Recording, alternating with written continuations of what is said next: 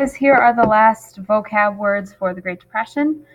We've got 6 today, so it's a little bit more than usual. Our first word is sit-down strike. So I told you guys that during the Great Depression, the economy was especially bad. One of the problems from the 20s was that wealth was not equally distributed.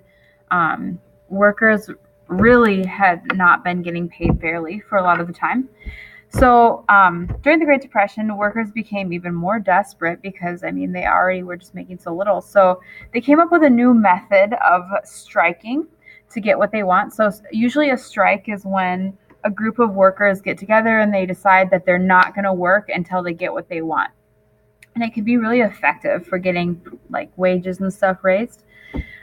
So they came up with a sit down strike instead of like the leave work strike, where they would just, instead of leaving, they would just come to work and they would sit and they wouldn't leave until the owners would give them what they wanted.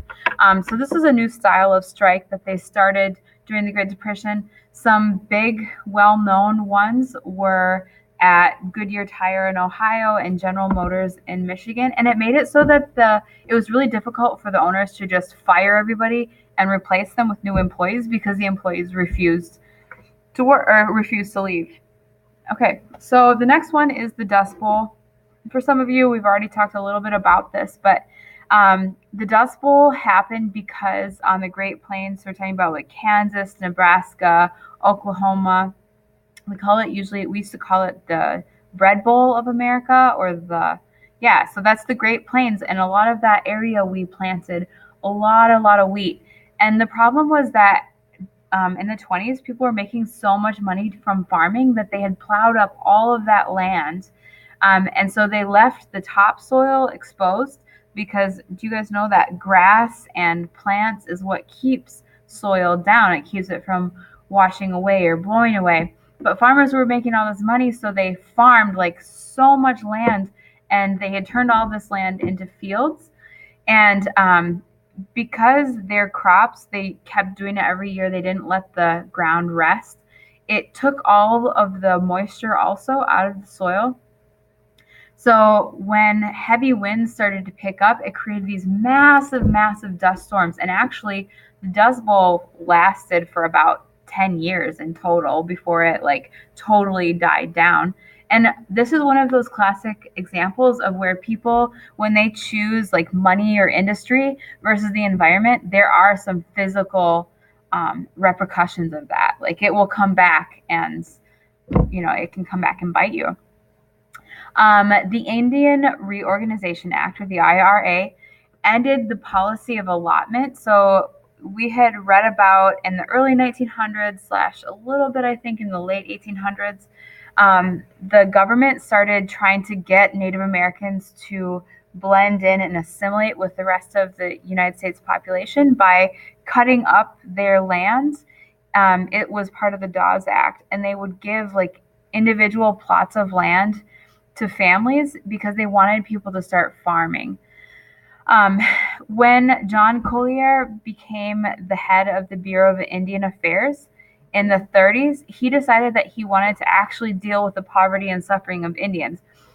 I think that the Dawes Act actually intended to help Native Americans, but in reality, it just broke up the tribal structure and it really helped, or it really like targeted Native American identity because it kind of took away people's togetherness. So instead, the Indian Reorganization Act allowed Native American groups to create self-governing bodies or like kind of return some of their tribal lands. So it recognized them more as that group or that tribe. So each tribe had to vote if they wanted to accept it. And there was actually some that did reject that treaty, but it did start to improve the treatment of natives overall. And I think we could say that some of that had to do with World War One and the fact that Native Americans did fight in World War One. They did get citizenship in the 20s, and so this is kind of the next step for them. Marian Anderson was a famous African American singer who experienced some major like racism against her. There was a group called the Daughters of the American Revolution. Eleanor Roosevelt was actually a part of their group. and they had this hall, like this concert hall, and she was scheduled to sing there, and they blocked her from performing there. So Eleanor Roosevelt quit the group, and she actually arranged a concert at the Lincoln Memorial for 75,000 people. So it ended up being this huge show of, if you guys don't know, Eleanor Roosevelt was FDR's wife.